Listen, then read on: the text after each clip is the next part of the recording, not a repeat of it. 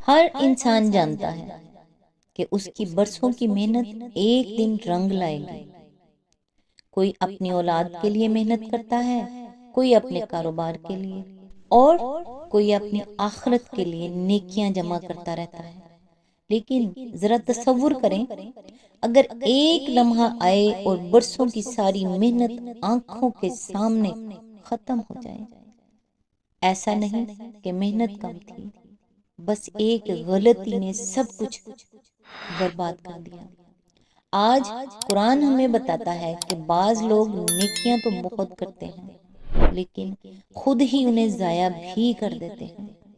السلام علیکم۔ آج انشاءاللہ سورہ البقرہ کی آیت نمبر 264 سے سٹارٹ کریں گے۔ اس کا ترجمہ اور تفسیر تفہیم القرآن سے بیان کروں گی، جو اہل سنت جماعت کے لیے ہے۔ ان آیات میں اللہ تعالیٰ دو مختلف لوگوں کی مثال دے کر بتاتے ہیں کہ ایک ہی عمل نیت کے فرق کی وجہ سے زمین و آسمان جتنا مختلف نتیجہ دے سکتا ہے۔ تو آئیے سٹارٹ کرتے ہیں۔ اعوذ باللہ من الشیطان الرجیم، بسم اللہ الرحمن الرحیم۔ اے ایمان لانے والوں، اپنے صدقات کو احسان جتا کر اور دکھ دے کر اس شخص کی طرح خاک میں نہ ملا دو جو اپنا مال محض لوگوں کے دکھانے کو خرچ کرتا ہے اور نہ اللہ پر ایمان رکھتا ہے نہ آخرت پر۔ اس کے خرچ کی مثال ایسی ہے جیسے ایک چٹان تھی جس پر مٹی کی تہ جمی ہوئی تھی۔ اس پر جب زور کا میंہ برسا تو ساری مٹی بہہ گئی اور صاف چٹان کی چٹان رہ گئی۔ ایسے لوگ اپنے نزدیک خیرات کر کے جو نیکی کماتے ہیں، اس سے کچھ بھی ان کے ہاتھ نہیں آتا، اور کافروں کو سیدھی راہ دکھانا اللہ کا دستور نہیں۔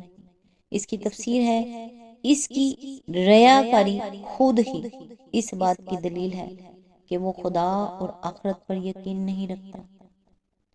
اس کا محض لوگوں کو دکھانے کے لیے عمل کرنا صریحاً یہ معنی رکھتا ہے کہ خلق ہی اس کی خدا ہے جس سے وہ اجر چاہتا ہے۔ اللہ سے نہ اس کو اجر کی توقع ہے اور نہ اسے یقین ہے کہ ایک روز اعمال کا حساب ہوگا اور اجر عطا کیے جائیں گے۔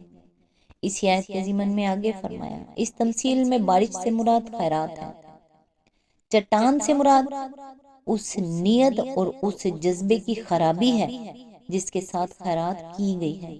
مٹی کی ہلکی تہ سے مراد نیکی کی وہ ظاہری شکل ہے جس کے نیچے نیت کی خرابی چھپی ہوئی ہے۔ اس توضیح کے بعد مثال اچھی طرح سمجھ میں آ سکتی ہے۔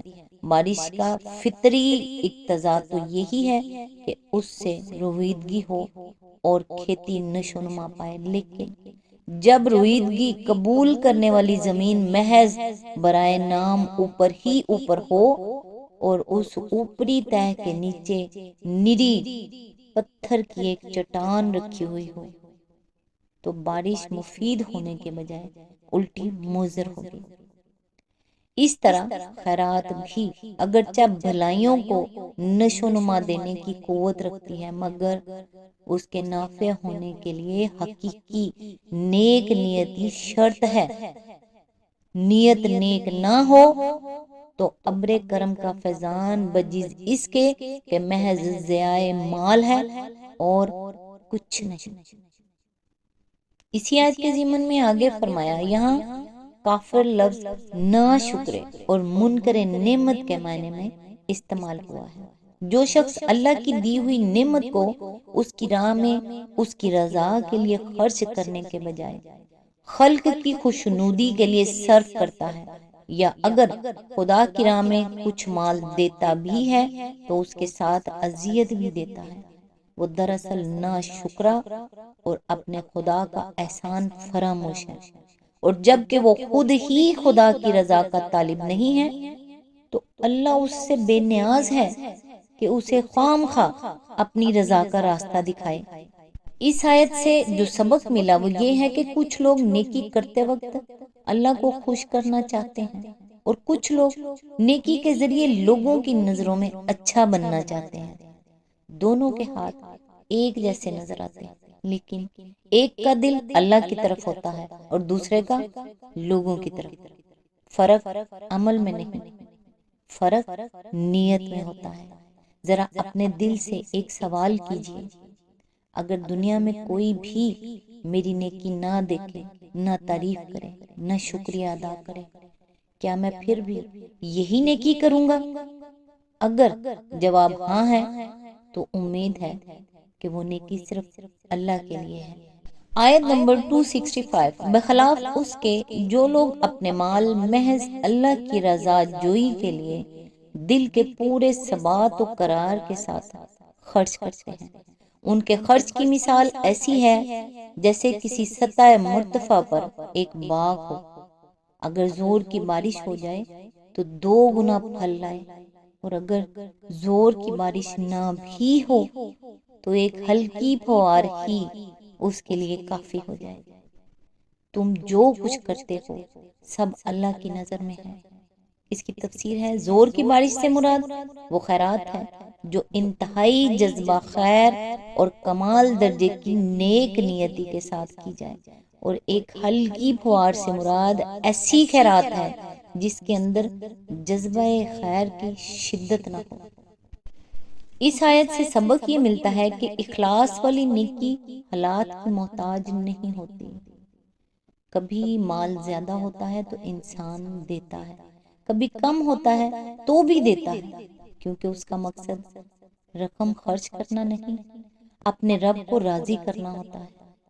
اپنی نیکیوں کو اس باغ کی طرح بنائیں جس کی جڑیں لوگوں کی تعریف میں نہیں، اللہ کی رضا میں ہوں۔ پھر حالات بدلیں یا لوگ بدل جائیں، وہ نیکی کبھی خشک نہیں ہوگی۔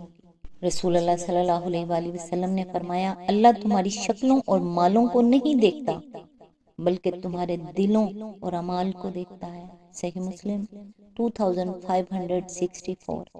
ہر نیکی کا فیصلہ ہاتھ نہیں کرتے، دل کرتا ہے، کیونکہ بعض ہاتھ خالی ہوتے ہیں مگر اللہ کے ہاں بہت امیر، اور بعض ہاتھ بھرے ہوتے ہیں مگر دل خالی ہونے کی وجہ سے ان کے اعمال بھی خالی رہ جاتے ہیں۔ آج تک کے لیے بس اتنا ہی۔ نیکسٹ انشاءاللہ آیت نمبر 266 سے سٹارٹ کریں گے۔ تب تک کے لیے دعا میں یاد رکھیے گا۔ اللہ حافظ۔